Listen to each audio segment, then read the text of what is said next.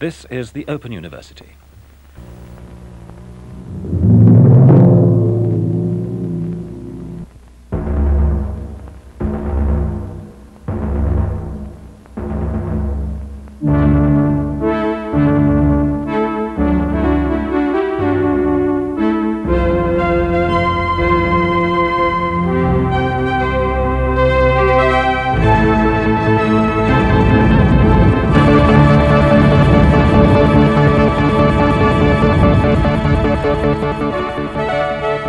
I wanted to maybe talk about a few books that I've been carrying around with me or buying recently, or just rediscovering from my own personal library, because that's what I do when I'm here in Berlin. I have all these books around me, like the Ossie Clarke diaries, which is super depressing. Ossie Clarke was he's a bit like Joe Orton and Kenneth Halliwell in the sense, or Joe Orton specifically, in the sense that he got murdered by his lover in the late 90s, by the time of which he was already a burnout failure, had been for over a decade. In the 60s and 70s, he designed floral dresses, very romantic flowery dresses for Jane Birkin and pretty much everybody who was anybody. And it was a kind of both an extension of the Romanticism, the 19th century throwbacks of the hippie movement, and a kind of rejection of it. I always pick up some Nathalie Sarraute to read in cafes. A lot of these books date from, it's weird, it's like a throwback to 2018, because I was reading Nathalie Sarraute in Laos.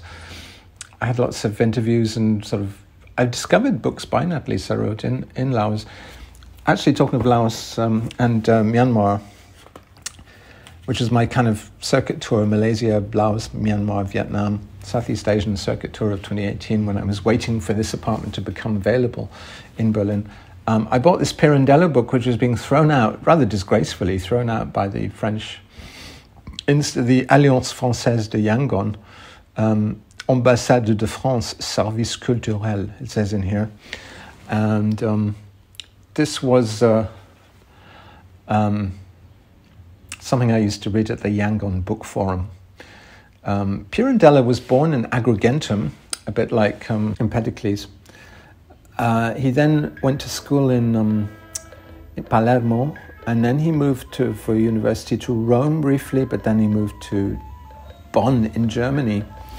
And he had this kind of weird disdain for his own South Italian, Sicilian heritage, although many of his first novels and plays are specifically Sicilian. They reflect the way, the kind of crazy vivacity of Sicilian people. And I always think of Pirandello as being a bit like M.C. Escher in the theatre world, that he's talking about a kind of impossible perspective in which nobody's right, nobody's wrong. Right You Are If You Think So is the title of one of his plays. 6 Characters in Search of an Author is the famous one. It's modernism, very early and very pungent and powerful modernism, which is based on a disdain for all kind of orthodoxies and all ideologies. But you could say that the reigning ideology in Pirandello is a kind of multifacetedness. And that leads me on nicely to, on multipolarity, we could say. It leads me on to Cesar Aira. This I bought in Laos as well, and I'm always fascinated by Who Left the Magician by Cesar Aira. It's an Argentinian writer who I like very much, who left this copy in a grubby second-hand bookshop. I mean, the second-hand bookshops of Southeast Asia really impressed me. They were amazing. They had some great things which you just don't find in the West. Places like Junk in Kuala Lumpur, just so well stocked. And I got this book. It's called The Years with Ross, and it's an account of the early years of the New Yorker by James Thurber. Ross was a sort of weird troglodyte who had made his money by playing poker and winning at poker often, and who then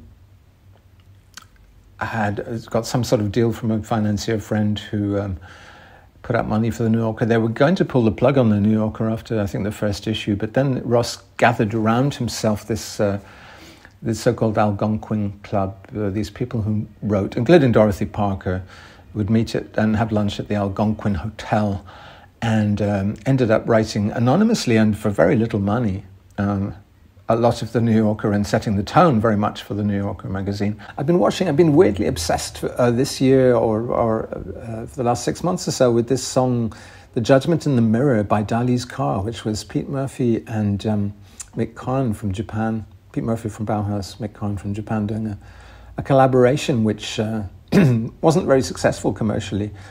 And you can see why, because it's so weird. It's wonderfully weird.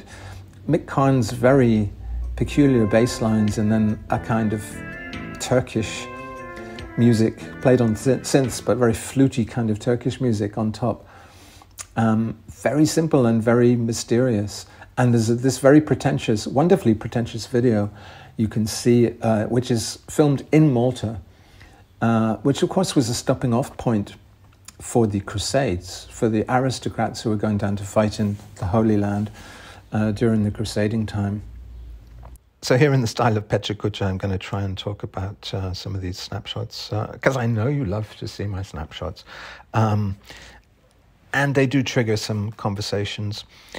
This is a Maneki Neko cat seen in somebody's window.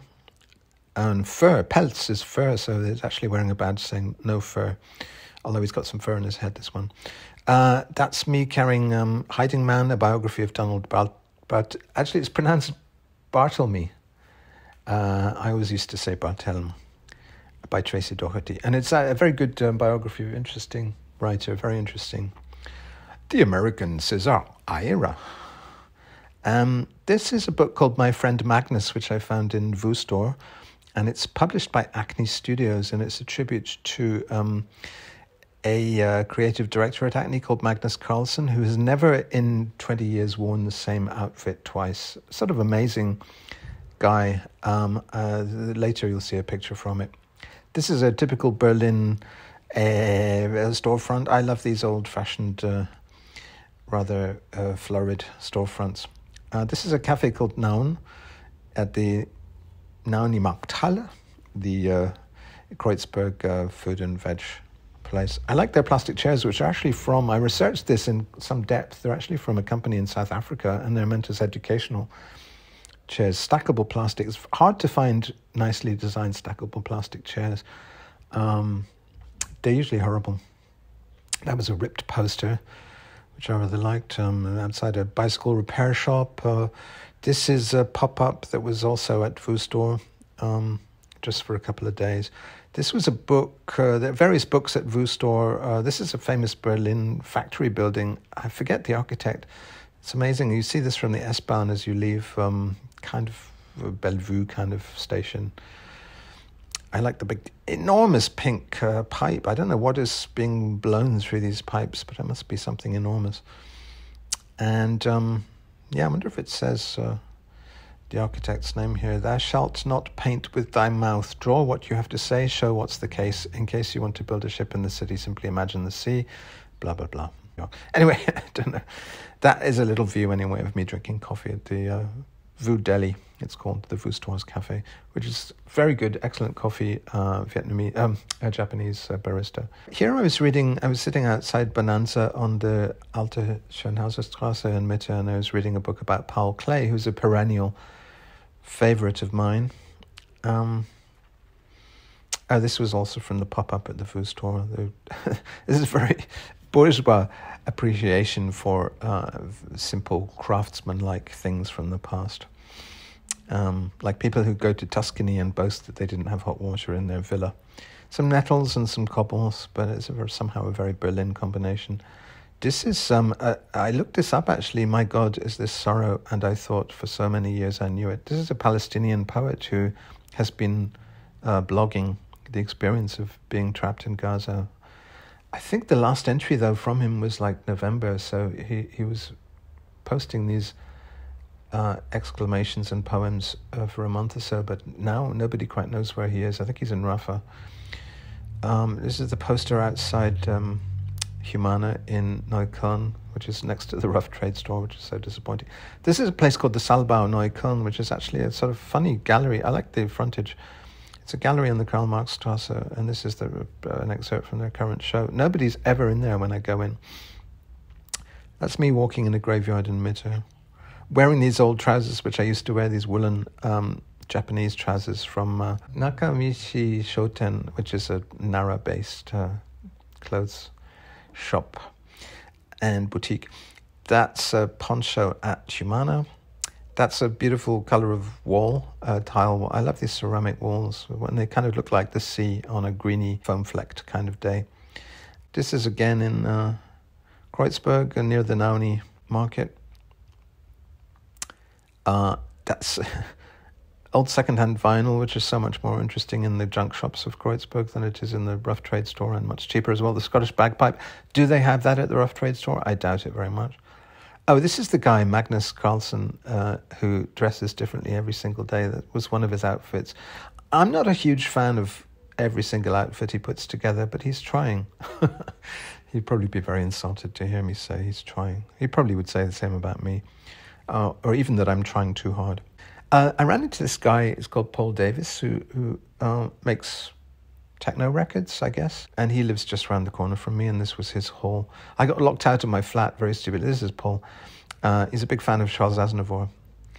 And here he looks a bit like Putin, or like Aznavour himself. Yeah, he helped when I was locked out by bringing his stepladder around, and we almost succeeded in reaching my balcony by balancing the stepladder precariously on an old abandoned desk somebody had thrown out. We put that up on its end. Didn't quite work, though. Luckily, somebody was able to ferry a spare key down from the countryside where my landlord lives. This is Raymond Roussel. This was the book of Le Book du Jour, which I took to Le Café du Jour. It's an amazing new cafe called LAP, which stands for Life Amongst People. Very cheap coffee, very good, and very nice deck chairs. And this was the day of Ascension, I think it was. It's one of these holidays that I never know is coming, and then I just get up and I think, why are the streets so quiet? Where is everybody?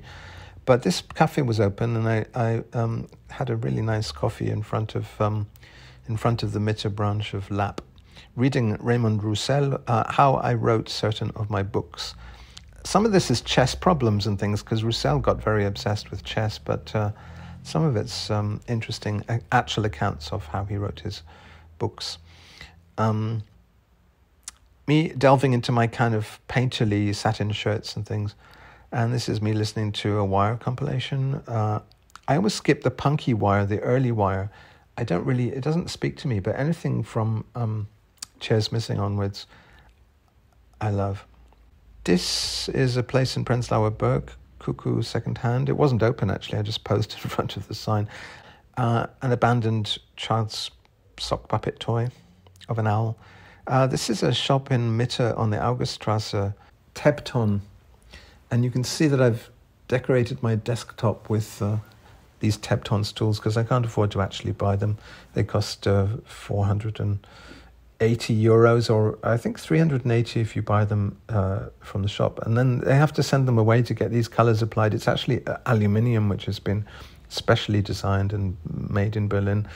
And then they spray them these colors upon request. This is Appartamento, who do their own publishing, a bit like Acne, and all these sort of fashion brands have got into publishing art books, kind of coffee table books. This is a painting of some friends, glimpsed on the Auguststrasse again.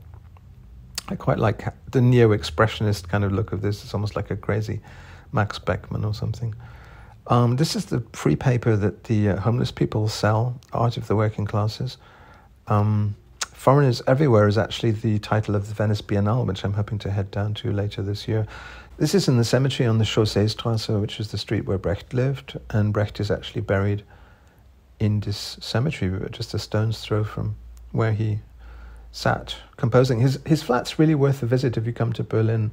I love the austerity of it. I really got a sense when I did the guided tour there of Brecht himself and what he was into. He was into these rustic pieces of furniture and old books and sort of a kind of knowing peasant thing, a bit like the bourgeois people who boast about Tuscany having no hot water. Speaking of which, I have a Scottish friend who's actually inherited a house in Tuscany who's going to rent it out, so I'm hoping to stay there maybe next year. Hopefully there'll be no hot water. That's a particular view of the Berlin Tower, which you get from... Sakamoto used to have a flat in Berlin, which I visited once because he was letting a young Japanese friend stay there. And this was pretty much the view you got from his flat on the Linnaeusstrasse, named after Linnaeus, the scientist, of the TV tower. And this is me delving back into the old costume box of my past and finding this old hat, which I used to perform as the unreliable tour guide wearing. I've been avoiding blue because I've been so stuck on blue clothes in Paris, I didn't have much else. And this is a feminist bookstore on the Bretagne Dam. It's a very radical bookshop. This is next door to the Plant Room, which is a great plant shop in Kreuzberg. And this is also that feminist. I think it's called She Wrote. Or what's it called? This is an IKEA poster which someone has détourné to decolonize Palestine poster.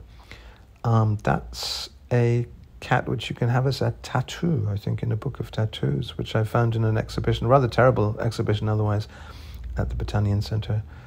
This is the project room of the Botanian Center. I didn't like much in this exhibition, but I liked this plastic curtain with a kind of three-dimensional cage painted onto it.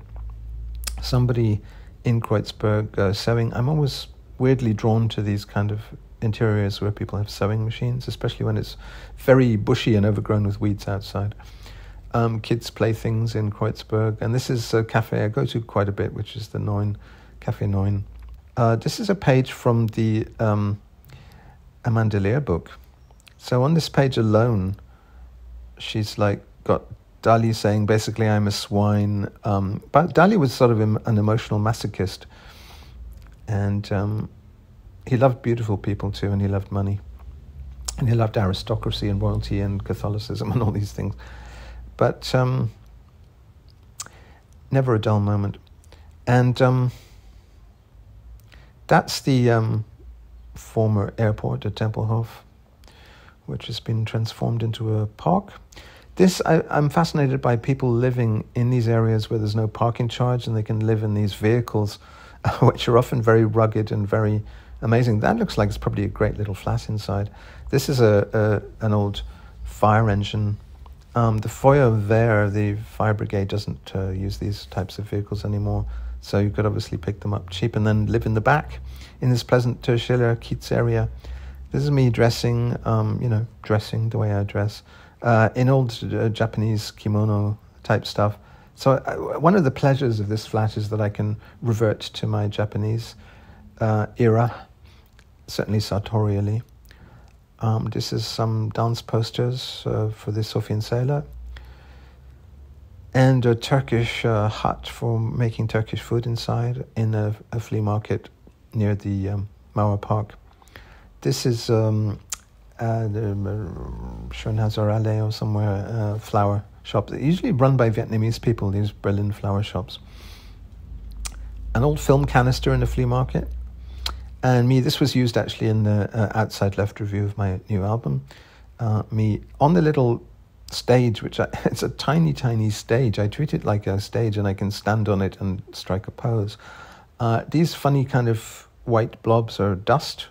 It looks like I'm throwing a tennis ball or something, but it's actually just bits of dust caught in the flash.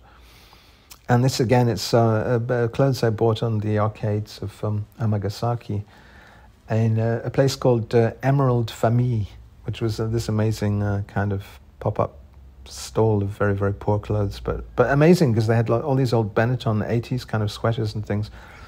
This was me trying, on the day of the day after the Northern Lights, the Aurora Borealis, because there was like a sunstorm, and many parts of quite southern parts of Europe were seeing, and America were seeing these amazing Aurora Borealis. I went out at 3 a.m, couldn't see anything, took a picture of the sky anyway. This is me wearing the squid uniform. This is a thing I bought in Brussels about 5 years ago, which got christened the squid. It's a baby's cloak with a little squid-shaped hat. And also the shirt below, I bought that just last week for €1.50 in Humana, some watermelons. We're getting pretty close. I think this was yesterday. This is the Tuesday and Friday market at the Maybach Ufer, and it's fabrics and it's fruit and veg mostly. Although I noticed the stink of incense, which always reminds me of the 70s, you know, that kind of inevitable subcultural reek of old clapped out hippiedom, which you used to get in places like the Greyfriars Market in Edinburgh. A hangover from a 60s which had gone sour. And there's kind of accidental glimpses of fabrics in the Maybach Ufer market. Pirandello, reading Pirandello, congratulating myself for having this book from the Yangon Alliance Française. Old sweaters, shirts and things, which is a pleasure for me to rediscover and to have this huge wardrobe to choose from. This is Turkish bread at the Turkish market. Flowers, a Turkish lady on a tricycle, and a pine tree in Mitte. Yeah, that's it. I think that's totally it. Thank you for your attention. Open University.